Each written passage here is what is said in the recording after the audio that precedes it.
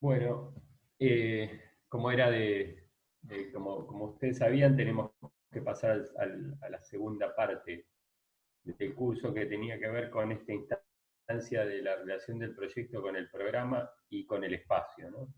Ahora, hoy vamos a hablar un poquito del devenir histórico también y cómo llegamos relativamente caprichosamente, como son todos los devenires de la historia, porque seguramente han visto mucho de estas obras que vamos a ver o han hablado mucho de estas arquitecturas que vamos a hablar, pero siempre desde una visión más cronológica y menos intencionada de la que voy a hacer yo.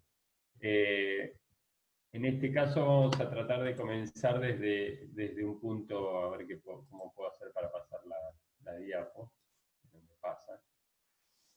Eh, Disculpen, ¿saben qué? Ustedes están viendo, ¿no? Ahora no.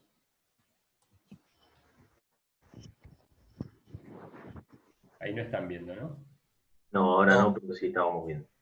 Ah, no, pues se me había trabado la charla. Como les decía,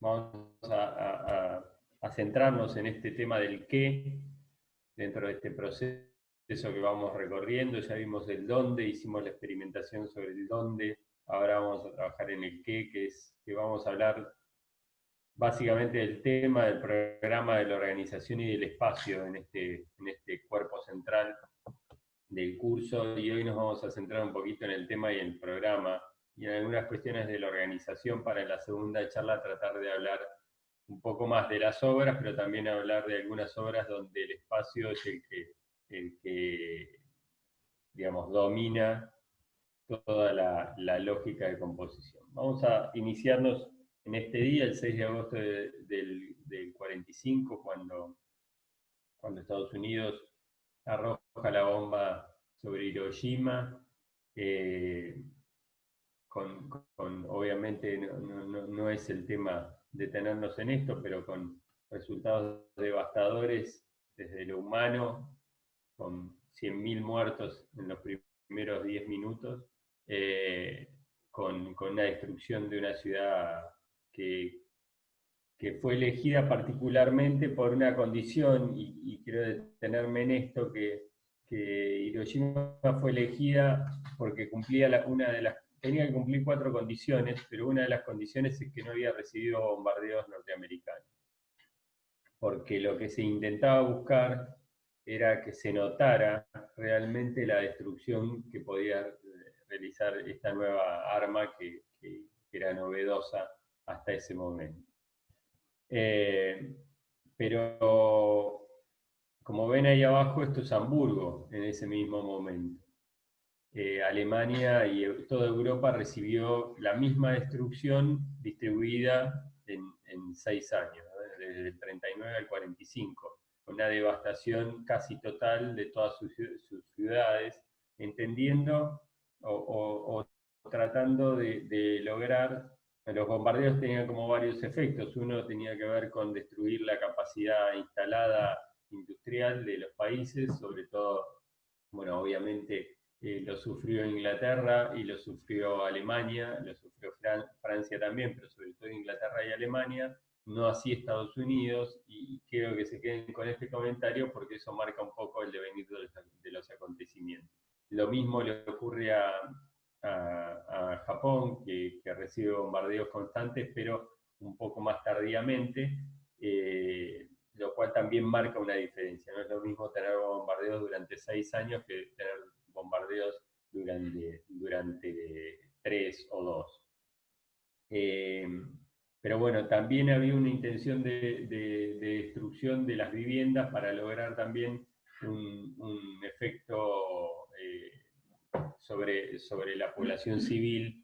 Eh, Ustedes piensen que las convenciones sobre la Convención de Ginebra todavía no estaba en funcionamiento y fue realmente después de haber notado las barbaries que se cometieron en estos años que se establecieron ciertos marcos regulatorios, aunque parezca increíble, dentro del marco de la guerra. Esto es Hiroshima, y fíjense que solamente quedaron algunas construcciones y solamente las calles, ¿no? Y alguna infraestructura. Y esto ocurrió, insisto, en 10 minutos. No ocurrió en 6 años. La verga. Con todo lo que eso implica.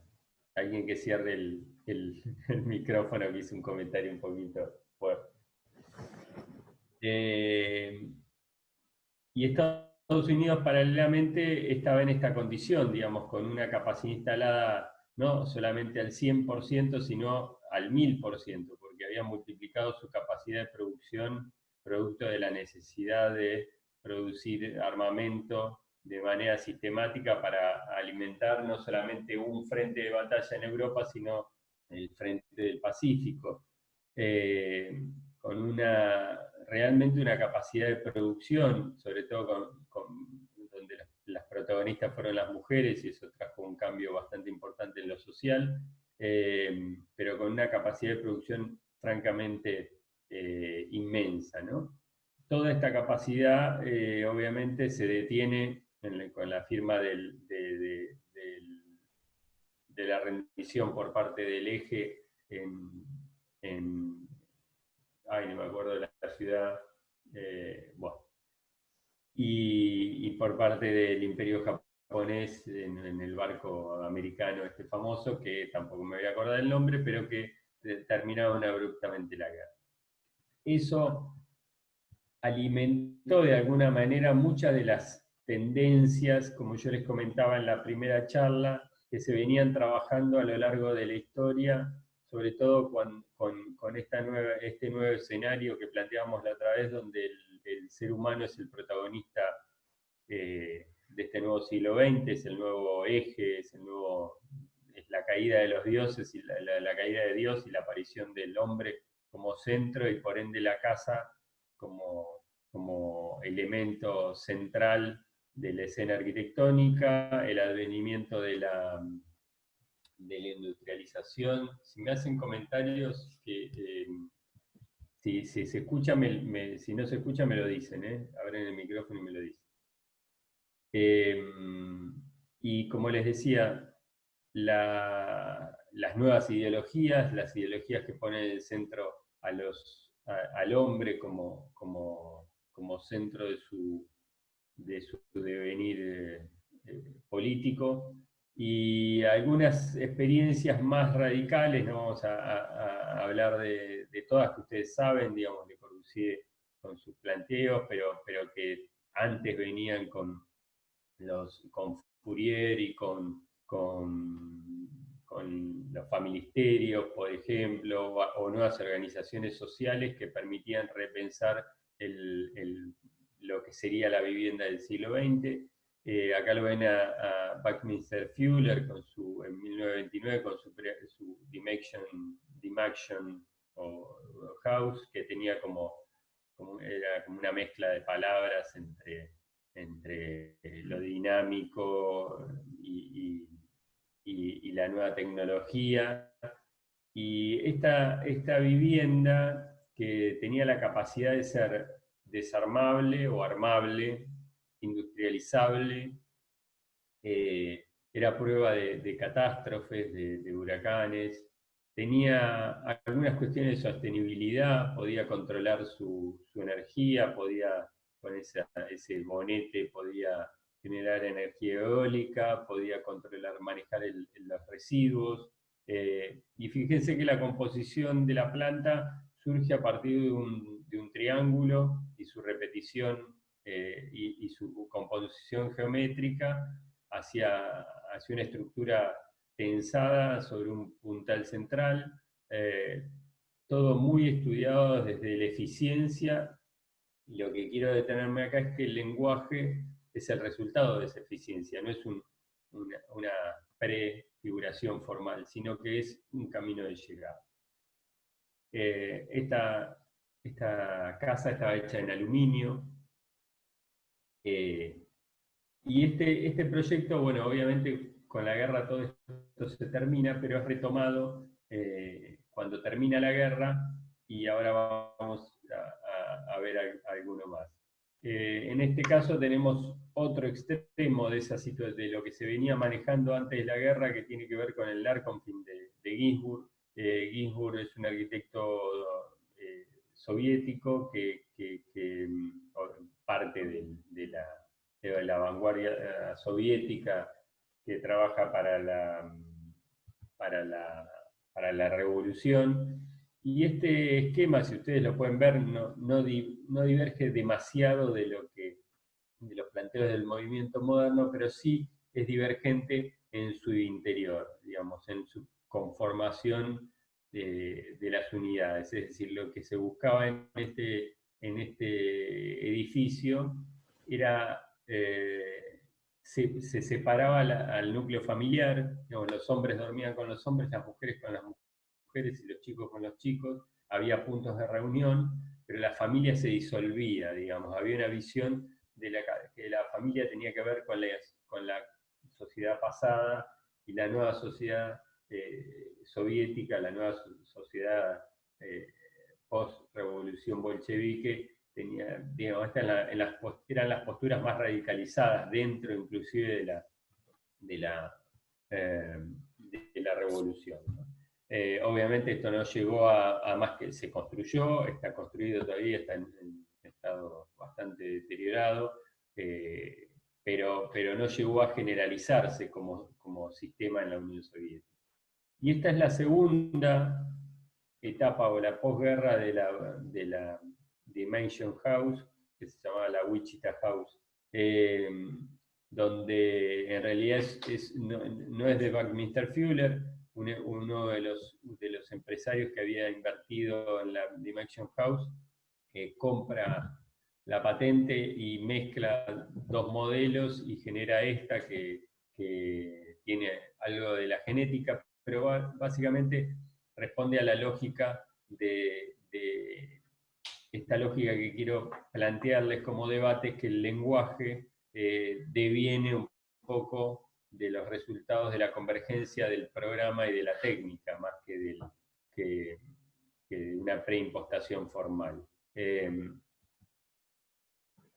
Y el otro, como siempre, en todas las reuniones, lo tenemos a nuestro benemérito amigo Le Corbusier, que vamos a ver los paralelismos que tiene con otro personaje, que era un tipo que todos los planteos que había manejado en la previa los tuvo muy bien guardados para, en este momento de destrucción masiva, intentar implantarlos nuevamente en las ciudades europeas. Este es el plan Voisin del 25 en París, donde había encontrado de pronto Le Corbusier el lugar ideal, no en París, sino en cualquier ciudad europea que le viniera bien poder implantar este plan, o cualquiera de los planes que había pergeniado previo a la guerra. París, por suerte, fue sumamente respetada dentro de su casco histórico y no sufrió mucha destrucción. Si quieren pueden ver una película, un clásico del cine que se llama Art de París, que está muy buena, que tiene que ver con este debate donde el Führer quería quemar París y la salva un nazi que era el que manejaba la ocupación de París. Bueno, pero esta era un poco la idea, era la oportunidad de la nueva arquitectura, con la nueva tecnología de las fábricas que estaban listas para ponerse a producir, poder empezar a trabajar en poder probar todos los planteamientos que se habían dado en estas épocas. Pero sin embargo, este cuadrito lo saqué un poco para entender lo cronológico del devenir de estas cuestiones. En el 49 se hace el SIAM número 7 en Bérgamo, donde se retoma un poco, después del silencio de la guerra, el tema de la Carta de Atenas y los planteos de la Carta de Atenas.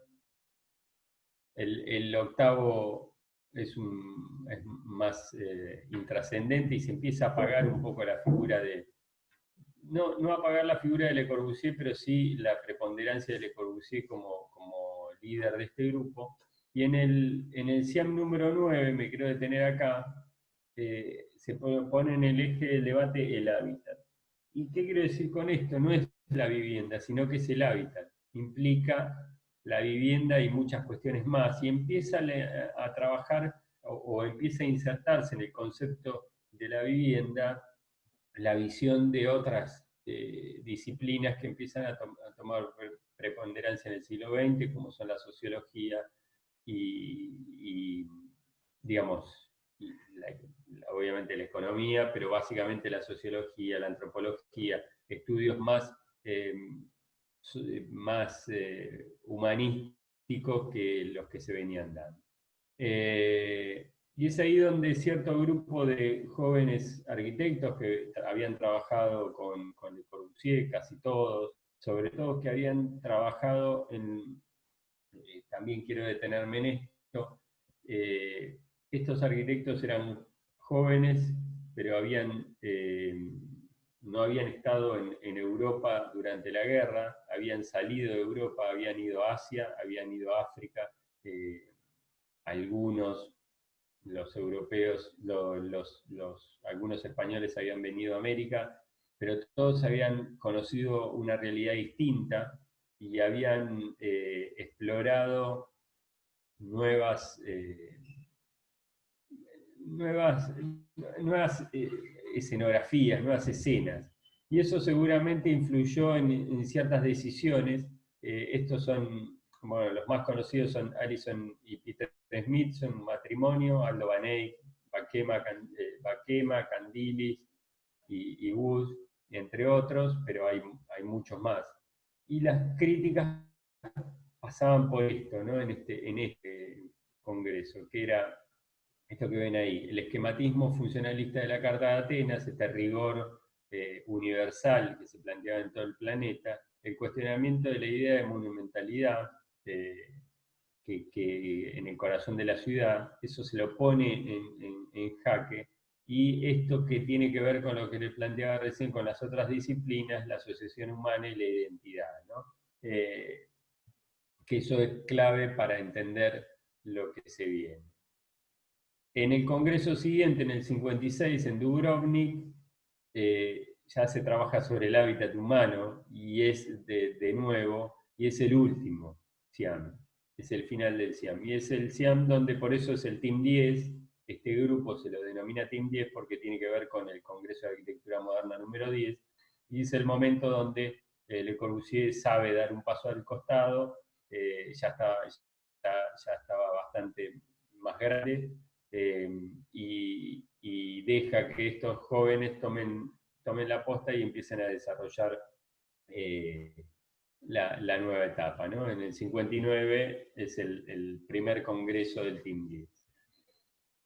Este grupo planteaba, acá los ven a Alison y Peter Smithson, planteaban esta lógica, ¿no? del cambio de escala, como en el gráfico superior, y los niveles de asociación. ¿Qué quiere decir esto? Recuperar, como yo lo he comentado en alguna instancia, recuperar los valores. Acá hay que separar como dos escenarios. En todos está la recuperación del valor de la ciudad tradicional. O sea, ya no ver que la ciudad tradicional era algo anacrónico y que la nueva ciudad tenía que ver con esta capacidad del hombre de separar sus actividades, sino que tenía que haber un mix de actividades, y esa era la riqueza de la ciudad tradicional. Y en ese sentido había que reconvertir algunas de las cuestiones de los planteamientos del movimiento moderno.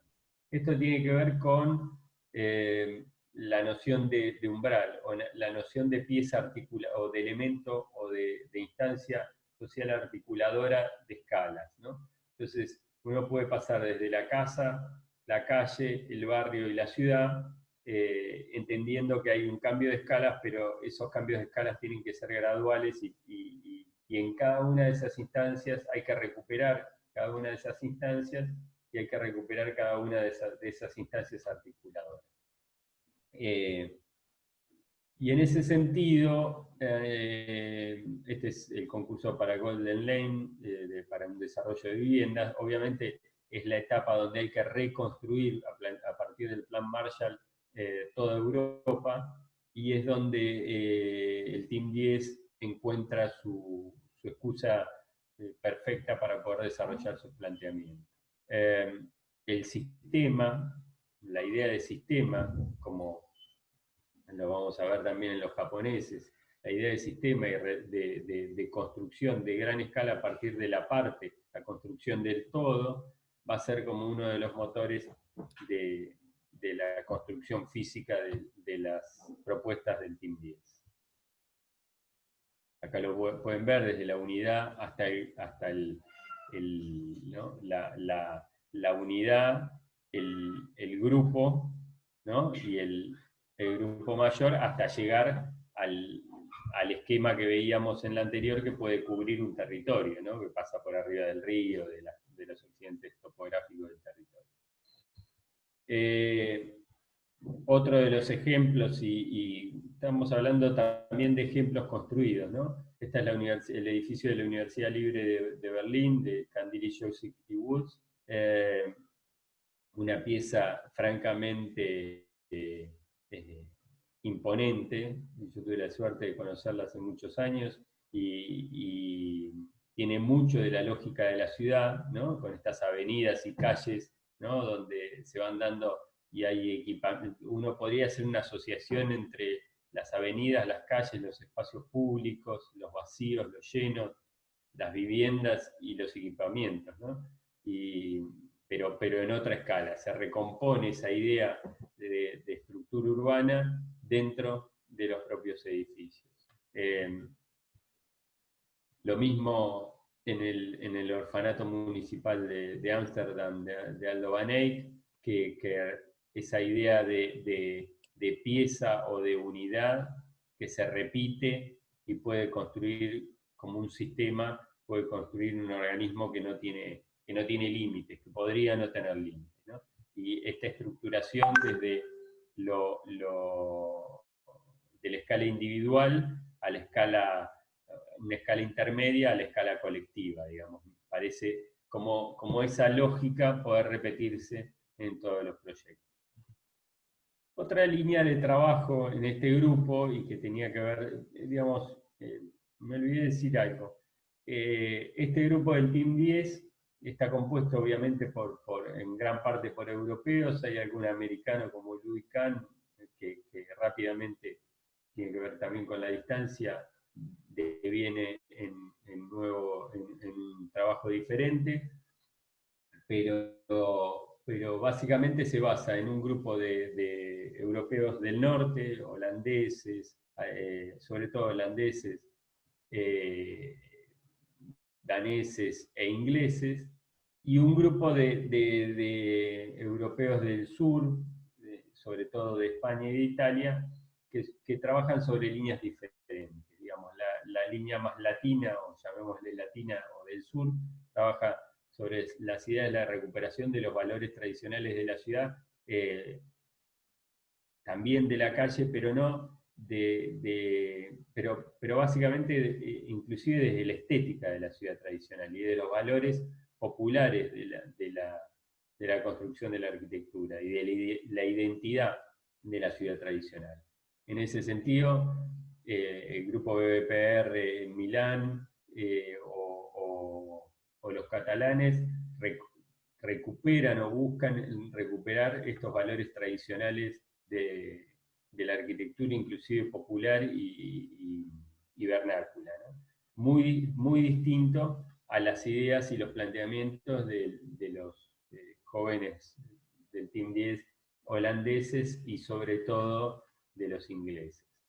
Obviamente ustedes conocen un poquito de historia, saben que en los 60 también hubo una convergencia de un movimiento, el movimiento hippie, el Flower Power, esta idea de una nueva sociedad donde hubo grandes conquistas por parte de la sociedad en nuevos planteos y en nuevas formas de plantearse el futuro. Una tiene que ver con la disolución de la estructura tradicional de la familia, de las nuevas composiciones familiares, y en este sentido también, paralelamente, había un gran auge de la energía como combustible fundamental de esta nueva sociedad. Esto deviene en un grupo menor, es un grupo que tiene mucha presencia mediática porque manejaban una revista, pero un grupo que tenía que ver más con la difusión de estos planteos, por eso su nombre es Archigram, porque tiene que ver con un gran medio de comunicación que en ese momento funcionaba, que era el telegrama, ¿no? Entonces era el telegrama y la arquitectura, Archigram. Y estos son planteos utópicos de ciudades ideales que podían desarrollarse en el planeta. Esta es la Plugin City, que es una ciudad que básicamente tiene la idea de que cada pieza vos venías con tu vivienda y te podías enchufar, pues el plugin que es enchufarse.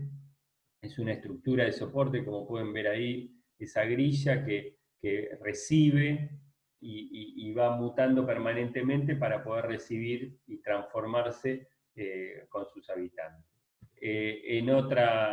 La otra gran y conocida propuesta de este grupo fue la Walking City, estas ciudades que caminaban y que podían moverse por el territorio buscando las condiciones ideales para su desarrollo.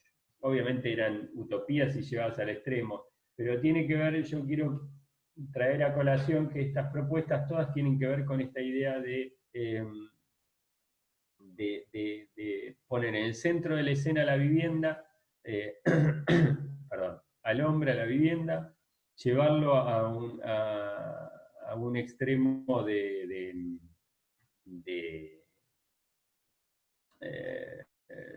como ponerlo en el centro de la escena del debate arquitectónico, no se habla de equipamiento en ningún momento, y por otro lado, recuperar la idea de sistema y de organismo transformable y vivo, ¿no?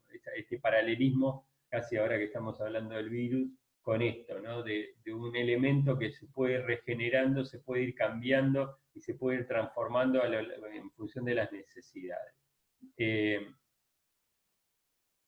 Paralelamente en Japón, luego de este final abrupto de la guerra, y gracias también al Plan Marshall, se produce un gran crecimiento y una reconstrucción obviamente muy dinámica, física y social de la sociedad japonesa. También un grupo de jóvenes que estaba trabajando en este camino y que obviamente habían tenido contacto, habían participado de este cisma y de esta nueva etapa de la arquitectura moderna, liderado por Kenzo Tange, con su laboratorio de arquitectura, donde estaban trabajando Kiyo Kurokawa, entre otros, pero Arata y Sosaki, bueno, me voy a ir acordando con el devenir de la charla, plantean estos esquemas, tienen que ver con lo metabolista, como su nombre lo indica, porque tiene que ver con el metabolismo, con un cuerpo humano, y con esta idea de lo que les planteaba recién de poder generar, a partir de una célula, ir generando esto como lo del virus, ir generando un organismo que uno no sabe bien en forma cómo termina, sino que es el resultado estético es el propio resultado del crecimiento indeterminado del elemento. Esta es la propuesta para el crecimiento en la bahía de Tokio, ante el problema del territorio en Japón, la necesidad de crecer en el agua, se genera esta especie de infraestructura.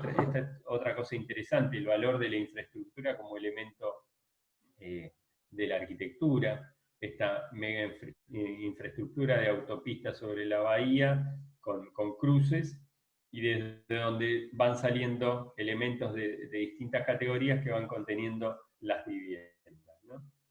Un poco acá lo pueden ver más en detalle, acá se ven las autopistas con estos elementos de cruce, y las piezas que van saliendo, distintas categorías viales, las piezas que van saliendo y las viviendas que se van dando, todas por sobre el nivel del agua. O de Kurokawa, esta ciudad agrícola, ¿no? Que se elevaba sobre el territorio sembrable. Todo dentro de la misma lógica de estructuración de sistemas. Y en Latinoamérica hay varios planteos, pero este quizás es uno de los más conocidos o más cercanos a nosotros, porque es de uno de los autores de un gran equipo, es Enrique Vares, es el concurso internacional para el área central de Santiago de Chile del 72. Muchas de estas propuestas también tienen que ver con planteos ideológicos socialdemócratas que ponen también en el eje de la escena o en el centro de la escena a la vivienda como tema central de la construcción de la ciudad. Bueno, este planteo es un concurso internacional que gana el equipo liderado por jóvenes arquitectos que estaban dentro de los 30 años, Enrique Vares, no me quiero olvidar de ninguno, Carlos Zúcar, Roberto Germani, Wimpy García, Emilio César, Santiago Go, bueno, seguramente me olvidé. No llegó, obviamente, con el golpe de Estado de Pinochet a Allende, no llegó a llevarse a cabo, se desarrolló bastante, pero ustedes pueden ver esta lógica de construcción del proyecto a partir de algunos de los planteos de recuperación del espacio público como pieza fundante de la ciudad tradicional, no la calle tradicional como algunos planteaban, sobre todo los españoles y los italianos, sino la recuperación del espacio público, el mix de actividades donde convive la vivienda con la oficina, con el comercio, para darle vida las 24 horas del día a la ciudad. Y paradójicamente, en Argentina muchos de esos desarrollos se dieron en un gobierno militar. No tanto, pero vamos a ir viendo algunos de los desarrollos de la Comisión Municipal de Vivienda en la Ciudad de Buenos Aires, donde muchos de los arquitectos que ustedes conocen participaban en su juventud. Este es el barrio General Sabio del año 70, donde volvemos a los planteos del TIM 10, de la recuperación de la calle aérea, de la alta densidad, para poder solucionar el gran problema de la vivienda en la ciudad de Buenos Aires. Piensen que este es el momento sobre todo de los 60, 50, 60, del aluvión de habitantes del interior del país a la ciudad de Buenos Aires. Hoy un tema que está en el candelero es cómo puede ser que el mal desarrollo de la Argentina, con gran parte de la población viviendo, el 50% de la población viviendo en el 1,4% de la superficie, este problema que tenemos hoy con la pandemia, se inicia un poco antes, en los años 50, con el traspaso del campo a la ciudad de gran parte de la población argentina, viniendo a la ciudad de Buenos Aires, con un problema obviamente muy grave, como se pueden imaginar. Este es el barrio Comandante Luis Piedrabuena, del estudio de Manteola, Sánchez Gómez, Santos Solsona, Viñoli, Talaverri, con Aslan, Escurra y, bueno, no me voy a acordar de la T, pero un planteo súper ambicioso, una cantidad de viviendas infernal, no me acuerdo cuántas eran, pero era un poco esta lógica de sistema, donde ustedes pueden ver ahí los núcleos, la calle aérea, las distintas escalas de vivienda, hasta llegar a armar un sistema casi interminable de vivienda. Ahí lo ven, un poco una síntesis: Lugano 1 y 2, que eran 8.000 viviendas, el Piedrabuena 2.100 viviendas, el Soldati con 1.400, Copelo y Zamoré ya mucho más chicos.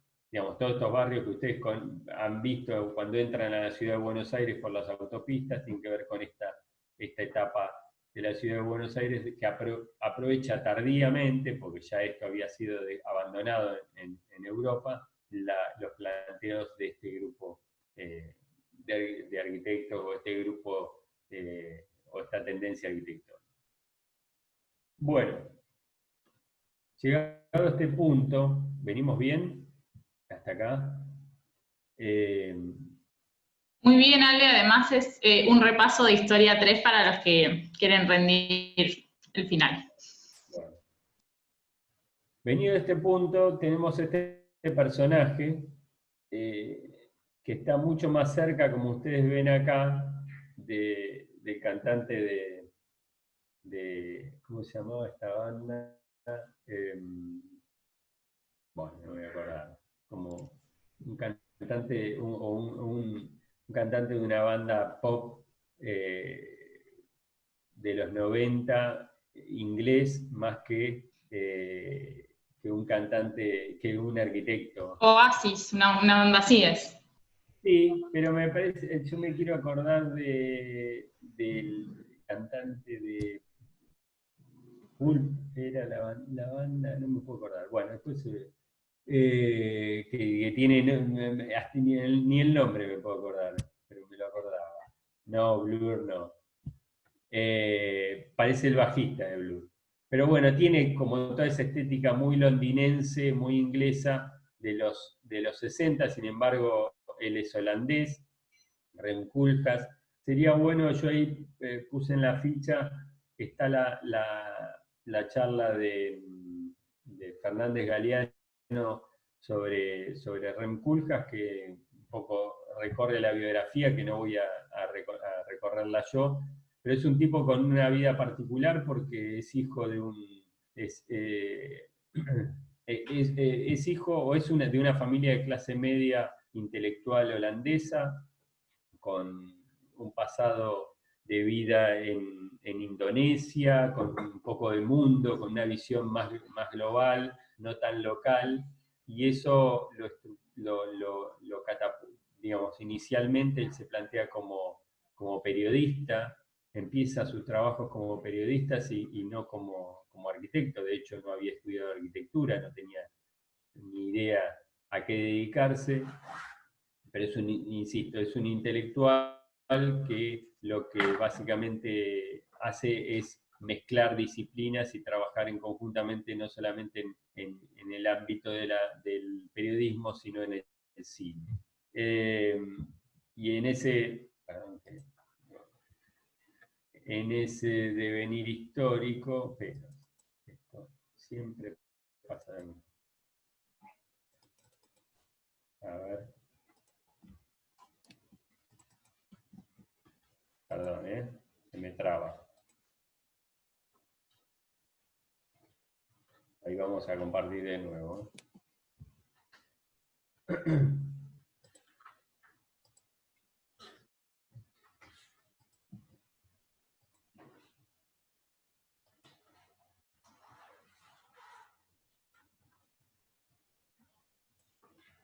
Vamos a intentar hacer un repaso rápido para algunos de los planteos. Luego de un tiempo decide estudiar arquitectura y va a estudiar a la Architectural Association de Londres, donde, bueno, él se casa con la que es su esposa y socia en OMA, y básicamente ahí conoce a sus socios de OMA, y cuando termina, esta es su tesis final, su trabajo final de carrera en la Architectural Association, que plantea este esquema utópico llamado Exodus, que lo que busca es plantear dentro de un escenario de catástrofe en Londres, plantea esta idea de dos muros que cruzan todo Londres, donde uno se confina, paradójicamente con este momento, se confina por elección. Uno elige vivir afuera de esos muros o elige vivir adentro de esos muros, con la única condición de que no puede salir más. Una vez que uno entra no se puede salir en esta especie de mundo ideal.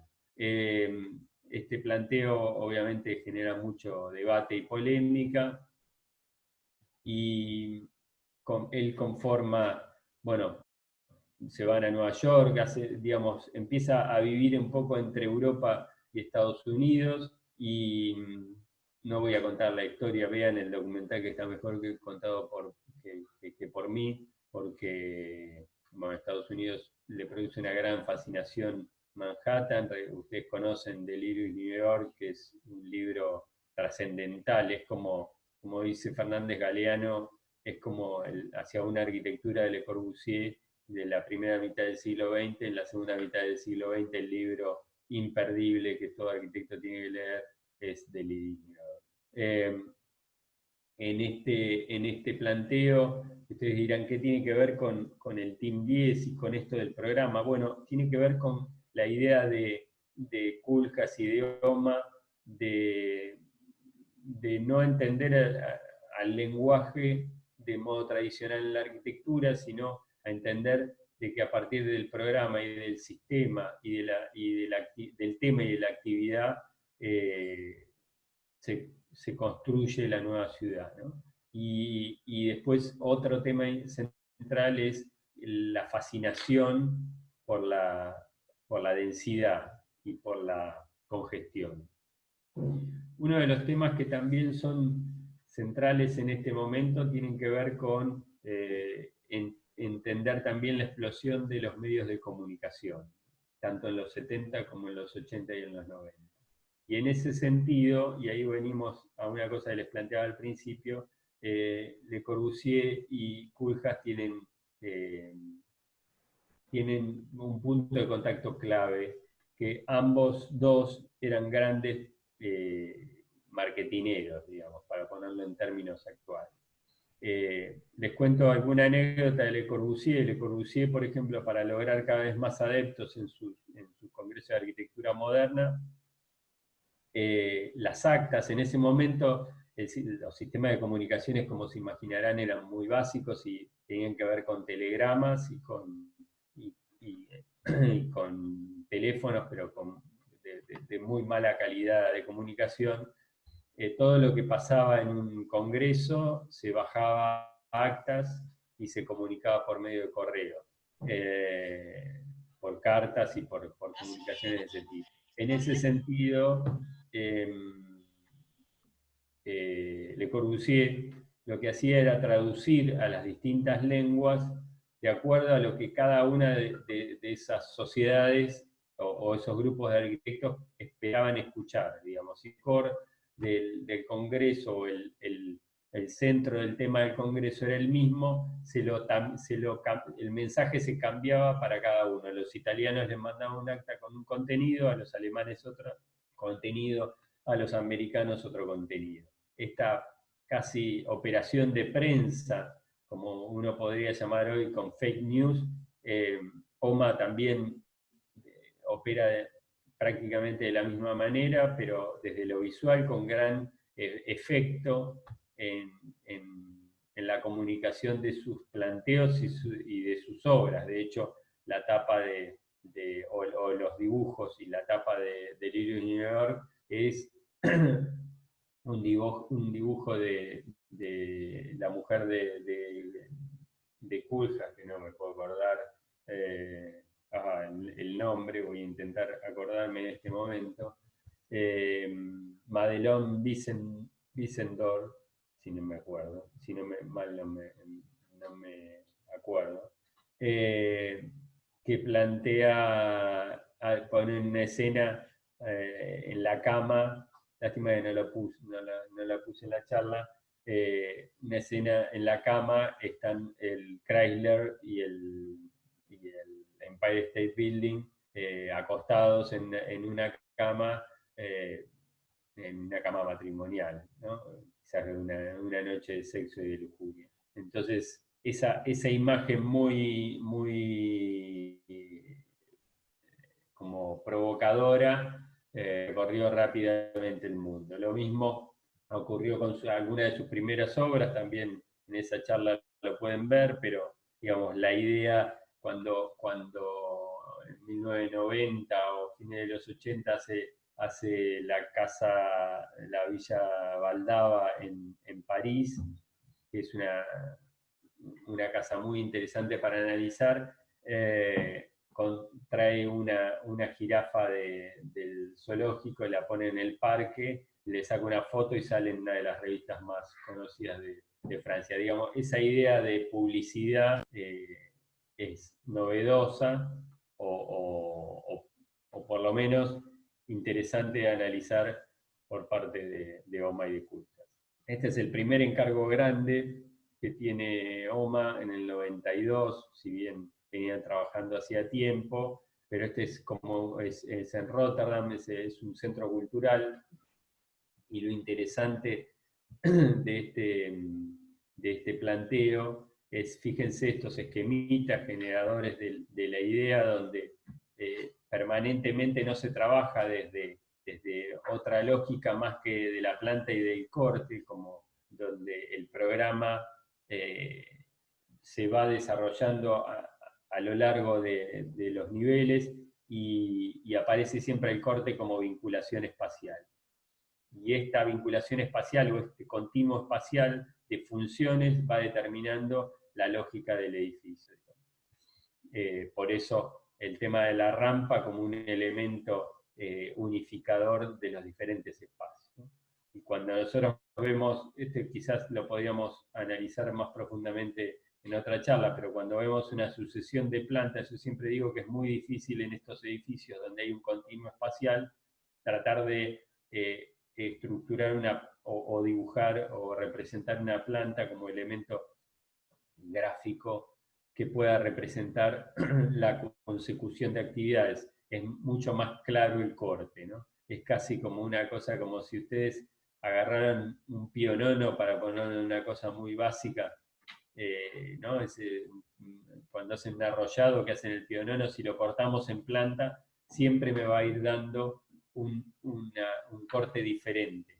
Pero si lo cortamos en corte, es siempre la misma sección. Bueno, algo pasa con estas arquitecturas, que están más desarrolladas para ser cortadas en corte y no para ser seccionadas en planta. A medida que vamos viendo las plantas, fíjense que no hay una correspondencia, inclusive solamente nos corresponden los elementos estructurales, pero no hay correspondencia de elementos funcionales. Y algo de lo interesante de este edificio también tiene que ver el mix de programa, ¿no? Que tiene que ver con esto que estamos hablando, digamos, es decir, de la convivencia en la congestión, si bien Rotterdam no tenía congestión, o no plantea una gran congestión, pero de la convivencia de programas, un centro cultural, de piletas públicas, de un elemento que convive en muchas actividades. Pongo estas fotos de obra porque me parecían interesantes como para ver el espacio sin cerramientos y sin mobiliario, pero fíjense que es un continuo espacial. Digamos, es la primera vez que podemos ver esta idea de una losa que se quiebra y que va permitiendo una continuidad de actividades a lo largo de todo el programa, sin importar. Ale, para un poquito que se corta. Está implantada y sin importar la tecla. Bueno, digo, acá lo que importa es el programa y el espacio, ¿no? ¿Se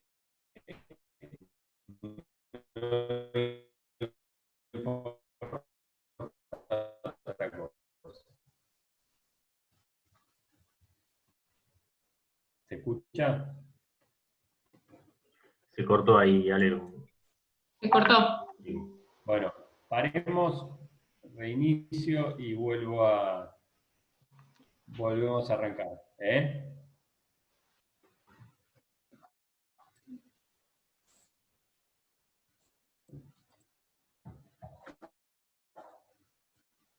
Compartir.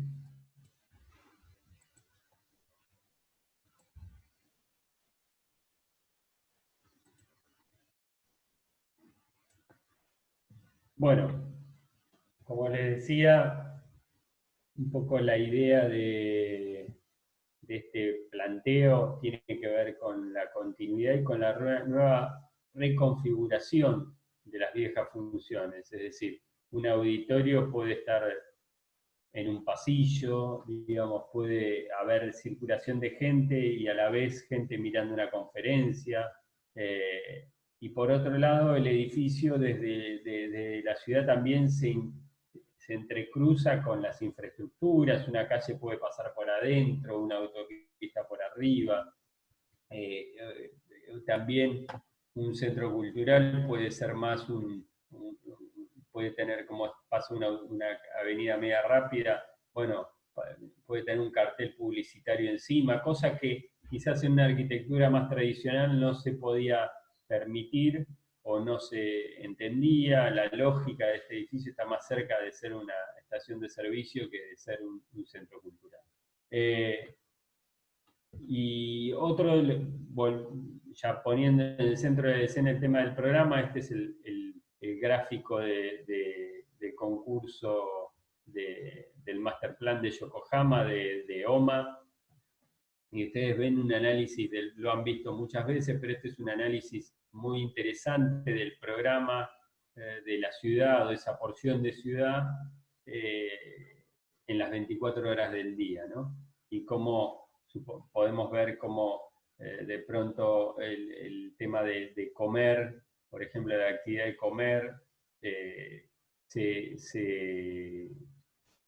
hace chica a la tarde, a la mañana, esto es la mañana, ¿no? Se incrementa al mediodía, ¿no?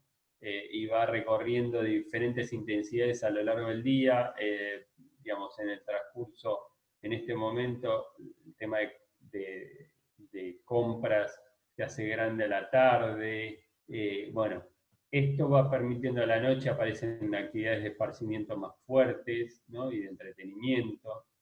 Esto tiene que ver con una lógica de que el programa arquitectónico, el programa es lo que controla o lo que determina la forma, también la arquitectura.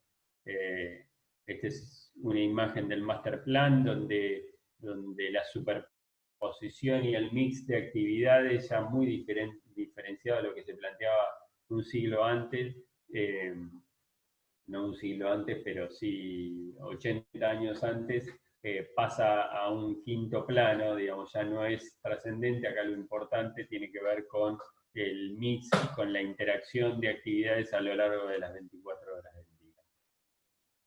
Otro de los edificios paradigmáticos o más impactantes de este OMA de la primera etapa, y lo planteo esto porque tiene que ver también con que después se transforma en una gran firma, pero esta es la etapa donde todavía mantiene esta lógica de lo colectivo.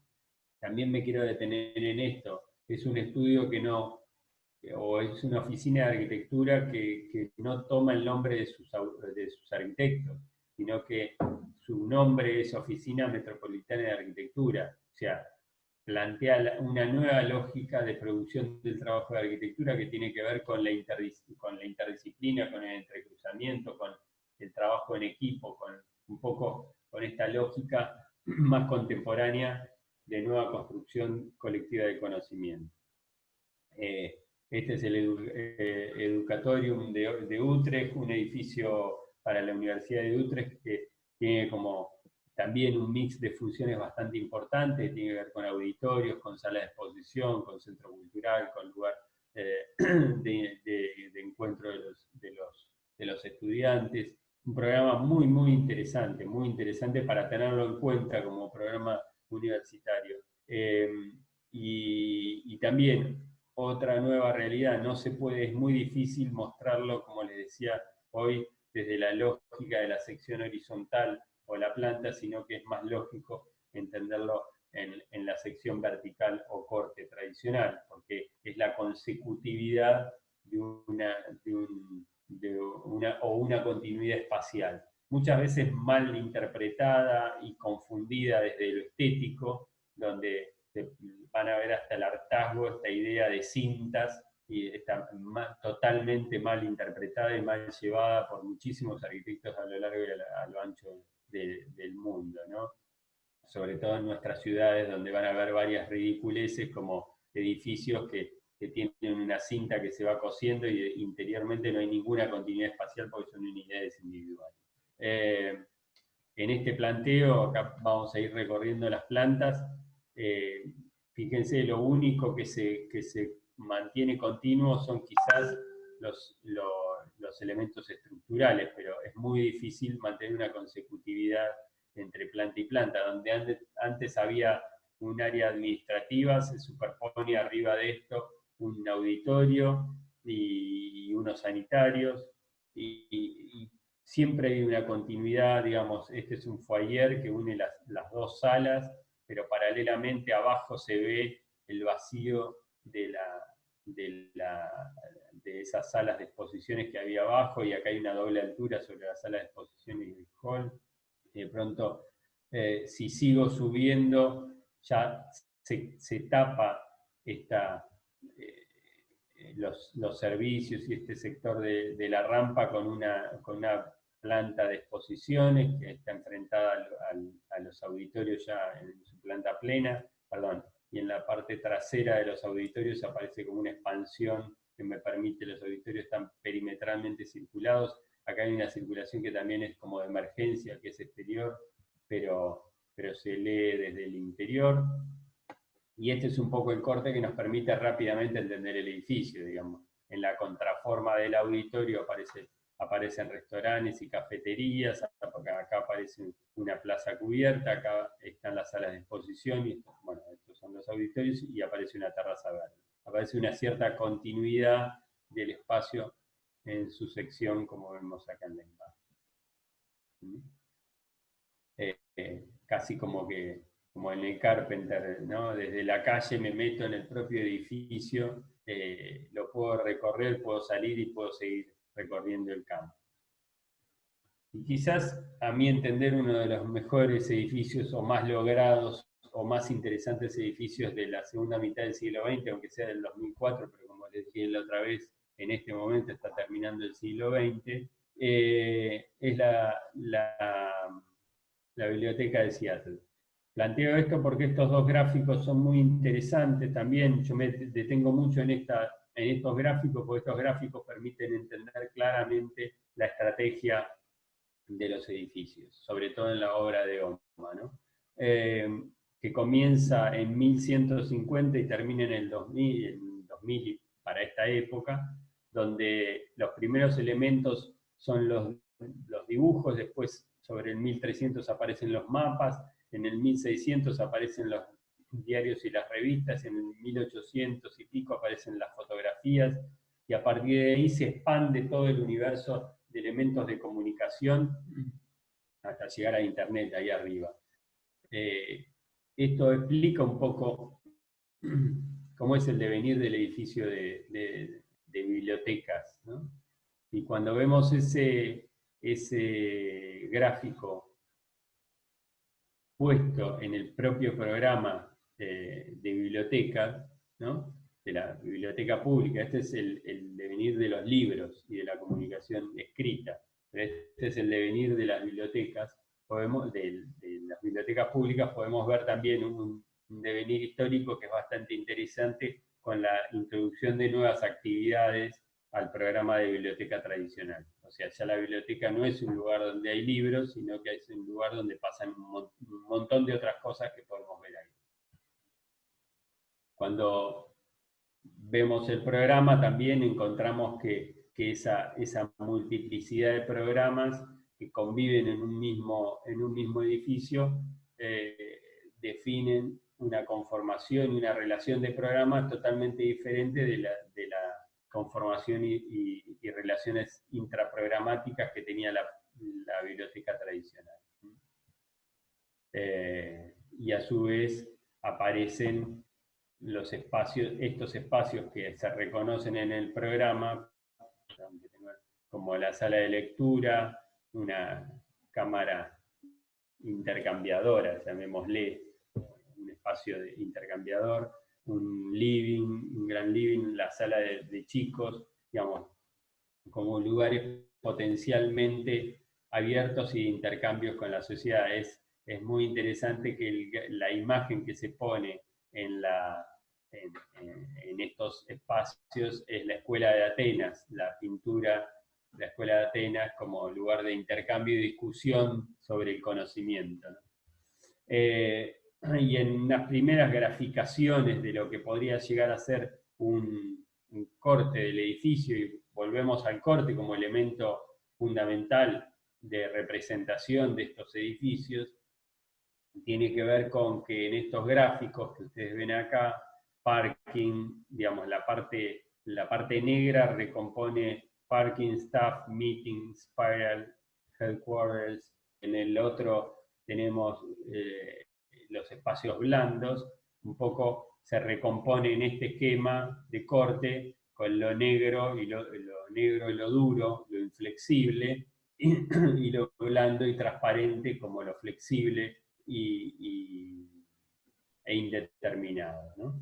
Esta combinación en vertical produce un edificio muy particular que veremos en otro momento. Y otra figura que aparece en estos últimos años, ¿no? Es una figura que ustedes conocen mucho, que se llama Bjarke Ingels, que también tiene la característica de ser un gran marketinero y publicista, pero peca a mi entender, de haberle puesto el nombre a la oficina, el nombre de él, y no solamente el nombre de él, sino que además la oficina Bjarke Ingels Group representa la palabra grande, ¿no? Todo ese ego es distinto a lo que veníamos viendo con respecto a OMA, fundamentalmente, sobre todo en el caso de Coulthard. Bjarke Ingels es un arquitecto de aproximadamente 50 años, en medio de mi generación, que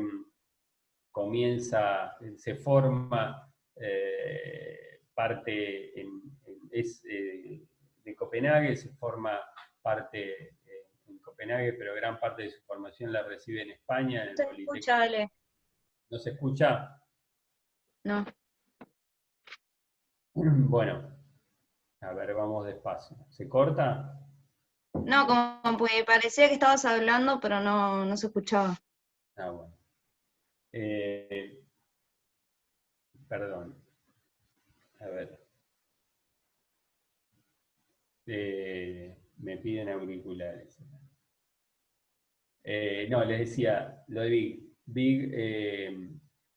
Bjarke Ingels, arquitecto danés, formado en el Politécnico de Barcelona, que en el 2001 creo que, no, si mal no recuerdo, se va a trabajar con OMA, y específicamente trabaja con Coulthard, muy cercano a él.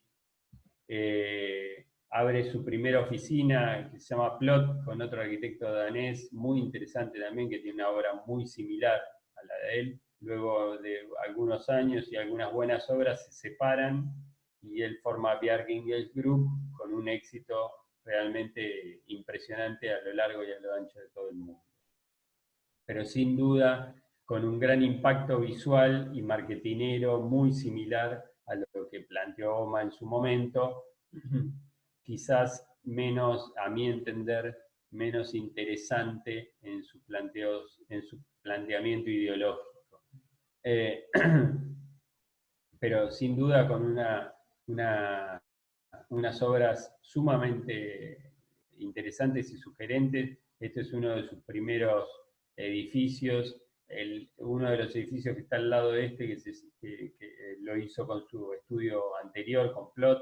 Este es Mountain, que todos lo deben conocer, que es un conjunto de viviendas que tiene como particularidad que debe albergar gran cantidad de estacionamientos, entonces cubre con una manta de viviendas, de casas, para no decirlo departamentos, porque todos tienen una terraza muy generosa, cubre un estacionamiento. Es como la contraforma de un encorte de una tribuna, ¿no?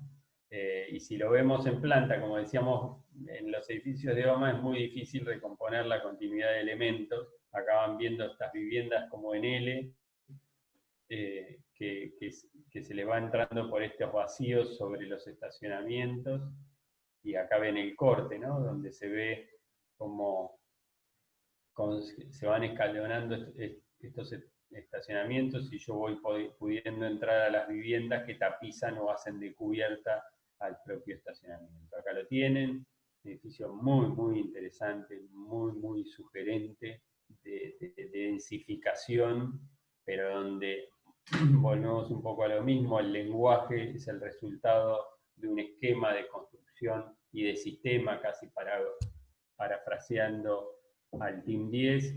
Este es el primer edificio que hacen ellos, que se llama, con el estudio Plot. Un poco algunas imágenes interiores de esa contraforma, donde allá al fondo van viendo las viviendas. Acá se ve los estacionamientos que están rampados y uno va recorriendo con el auto, y aparecen estos como ascensores que suben como con los que suben la montaña, que me permiten ir yendo a cada una de las viviendas. En un lugar donde el contexto, y por eso es lo interesante de esto, no da ningún dato, porque es una nueva zona, como veíamos acá, es una nueva zona de desarrollo, donde fíjense que no hay contexto, digamos, el contexto es la nada misma, es como hay que construirlo. Este es otro ejemplo que me parece sumamente interesante de esta lógica donde el programa es realmente la solución del proyecto. Digamos, una planta de tratamiento, de reciclaje, y una planta energética muy novedosa y muy, muy interesante de Copenhague. Lo que hace Bjarke Ingels es montarle una pista de esquí y de trekking en su cubierta, generando como esta cosa muy provocativa de decir lo que es basura es recreación y es esparcimiento y es verde, ¿no? Si bien es verde, no es natural. Entonces, por debajo está esta planta, esta infraestructura, esta planta energética y de recuperación de basura, y por encima, acá lo ven, por encima se monta esta pista de esquí. También ahí les puse algunos videos, hay videos muy interesantes y muy, muy bien producidos por Bjarke. Y en el otro extremo del planeta, también en Japón, estas obras, fíjense, son todas más o menos de los 2000, fines de los 90, principios de los 2000, que también es una mediateca, ya ni siquiera se llama biblioteca, es un lugar de concentración de medios de comunicación, no de empresas, sino revistas, videos, cine, internet, libros, diarios, donde les puede ocurrir. En estas 7 plantas que vamos a ir recorriendo rápidamente, lo que prevalece es la indeterminación y la fluidez espacial, la indeterminación y la flexibilidad para realizar las actividades. El programa es el protagonista, pero no el programa determinado, sino este programa indefinido e indeterminado. Y para eso el edificio debe deshacerse o despojarse de todos los elementos que lo pueden rigidizar, inclusive la estructura, ¿no? Es por esto que en estas 7 plantas, lo único que obviamente se superpone, estamos en Japón, una zona sísmica, son los elementos estructurales que se tratan de desmaterializar de la mayor manera posible, ¿no? Con esta especie de redes estructurales verticales, planta a planta. Y si bien no es en Japón, pero es en Suiza, pero está hecho por este estudio japonés, Saná, este Learning Center, que tiene algo de similitud con otro edificio que vamos a intentar ver, que es el McCormick en el MIT de OMA. Es un lugar estos nuevos lugares que tiene la universidad, y también en esto que estamos nosotros en el taller viendo el tema de la universidad, es para reflexionar. Uno podría decir que es un learning center, que es un centro de estudios, pero es un lugar de intercambio de estudiantes, donde es casi como el educatorium de Utrecht, donde hay lugares para conferencias, hay lugares para intercambio, hay lugares para esparcimiento, hay lugares para comer, y esta indeterminación es llevada al extremo con básicamente un espacio de soporte y un espacio de techo indefinido en su superficie, y con las únicas determinaciones espaciales tienen que ver con cambios muy sutiles en la topografía sugerida por este planteo. Y en planta es esto, ¿no? Son estas amebas, estos espacios indefinidos que van sugiriendo lugares para realizar las actividades, pero no lo determinan firmemente. Esta serie de obras simplemente intentan plantear un escenario de trabajo. Intentaremos de acá en más, en esta nueva instancia, poner en el eje, así como en el anterior pusimos en el eje el sitio y la masa, en este ejercicio vamos a poner en el eje el programa, el tema y el espacio y la masa, ¿no? Y vamos a tratar de despojarnos totalmente, así como intentamos hacerlo en el trabajo anterior, del sitio y de la tecnología. Este es un poco el desafío que yo planteo. La clase que viene, que no va a ser la semana que viene porque vamos a tomarnos la semana de mayo, para que puedan estudiar si tienen que rendir. En la próxima clase, que será el otro miércoles, dentro de 2 semanas, yo les voy a dar la segunda clase de esta serie. Vamos a tratar de profundizar en una serie de obras que para mí son claves en este devenir, y también vamos a introducirnos en otras obras desde el punto de vista netamente espacial, no tanto programático. Esta serie de obras y estas de arquitectura que estuvieron viendo tienen como clave que el programa determina el espacio. En las otras vamos a ver cómo el espacio determina el espacio, ¿no? Es como este juego de palabras, pero donde el programa no se altera en su función original, sino que se manipula desde lo espacial. En este caso, el programa define la característica espacial. Con este juego de palabras, que es bastante complejo, pero que se queda dando vuelta, es interesante reflexionarlo, vamos a dar finalización a la teórica. Si quieren hacer algunas preguntas, sería bueno que las planteen, o si tienen algunas dudas. Mientras hago un descanso de la voz. Chicos, ¿dudas? No, se entendió bastante bien.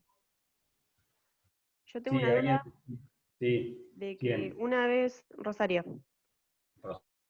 una vez vi una charla TED que explicaba más o menos cómo se relacionaba la arquitectura con la psicología, y hablaba justamente de la biblioteca de Ram Koolhaas, de OMA, que decía que al ir al sitio y al visitarlo, le pasaba que se perdía. Es decir, mientras recorría los distintos niveles y eso, terminaban en otro nivel que no quería, y como que tuvo una experiencia mala. ¿Cómo, no sé, cómo al tener tantos programas y al querer vincularlos todos a la vez, cómo lo logra, o si, Sí, mirá, yo no sé, es muy libre? lamentablemente no la conozco, me gustaría conocerla personalmente, porque es una obra de la cual yo soy fanático, me parece una obra clave para entender un poco esta lógica que de la cual a mí me parece muy interesante a partir de entender la actividad y su ámbito, como esas actividades y ámbitos pueden retroalimentarse y reconfigurarse permanentemente y dar resultados totalmente diferentes. Lo que sí creo es que cuando vos estás seteado socialmente desde una lógica de funcionamiento, de jerarquización de los elementos arquitectónicos, como es la arquitectura tradicional, ¿no? Donde uno entra en un edificio y un hall que tiene unas características y siempre, ¿no? esta frase muy de café, digamos, ¿dónde está el fondo? ¿Dónde está el baño? Al fondo a la derecha. Eso te da previsibilidad en la configuración mental del espacio, digamos, por más que no esté, pero es como un imaginario. Uno cuando entra en un edificio debería encontrar los elementos de una manera más o menos reconocible, ¿no? Bueno, en estos edificios evidentemente no ocurre eso. Seguramente esto que vos estás planteando en la Mediateca de Sendai debe pasar lo mismo, y ni hablar en el Rolex Center de Saná. Digamos, esta indeterminación, o falta de jerarquización, para no inventar una palabra, de la arquitectura y de los espacios, generan obviamente esta pérdida psicológica que se produce dentro de un edificio. A mí para mí no es un tema que me preocupe, pero evidentemente sobre todo para el pensamiento tradicional del espacio arquitectónico es un problema. Pero bueno, me parece que también es un problema en la medida de que el edificio tenga poca escala. Me parece que cuando los edificios toman cierta escala, no son un problema, porque también los edificios de gran escala funcionan de manera autónoma, también muchas veces cada una de sus partes. ¿Qué quiero decir con esto? Ustedes fueron al CCK. El CCK, si bien funciona dentro de una estructura de arquitectura tradicional, neoclásica, donde hay jerarquías espaciales, los programas son tan grandes y tan autónomos que uno puede entrar e ir directamente a una exposición y se va, no recorre otra cosa. Entonces, esa autonomía quita esa lógica, esa necesidad de lógica de consecución de espacios. Entro por un hall, voy a tal lugar, los baños están siempre en el mismo lugar, digamos. ¿Se entiende? Como que cambia la lógica de construcción mental de los edificios. Me parece que por ahí pasa la cosa. No sé en particular cómo será lo de la biblioteca de Seattle, porque no la conozco. Claro, como que comentaba que le generaba cierta incomodidad querer ir a cierto lugar y no poder o no saber cómo llegar. Tomaba una escalera y la llevaba a otro lugar, o volvía al que ya estaba, o no podía volver al que ya estaba, y así. Sí, Como que no era algo así típico, como vos decís, de una sucesión de espacios, sino Claro. que es como libre. Pero bueno, no sé digamos, que también está, o cómo llevarlo a cabo, digamos. Obviamente, lo hago yo y está mal, lo hace OMA y está bien. Tiene que ver también con la autoridad para poder producir ciertas rupturas. Esto que pasa generalmente en cualquier disciplina cultural, digamos. Hay actores de cada una de las disciplinas que tienen la capacidad de romper o de mover el límite, y otros no tenemos esa capacidad, pero no porque no querramos, sino porque no tenemos autoridad moral para hacerlo, tampoco.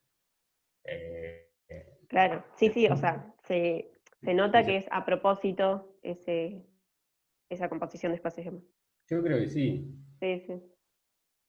¿no? Es parte de la desjerarquización de los espacios. Claro. ¿Alguien más? ¿Mm? Lo que a mí me interesaría es que quede bien claro esta lógica de poner el programa, el tema y el programa en el centro de la escena del debate y de la construcción intelectual del proyecto. Digamos,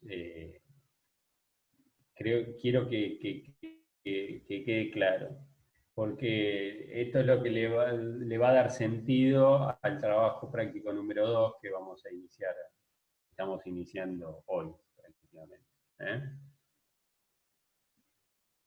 Bueno, Manu y Emi, ¿cómo quieren seguir? Si querés cortar la grabación acá, corta.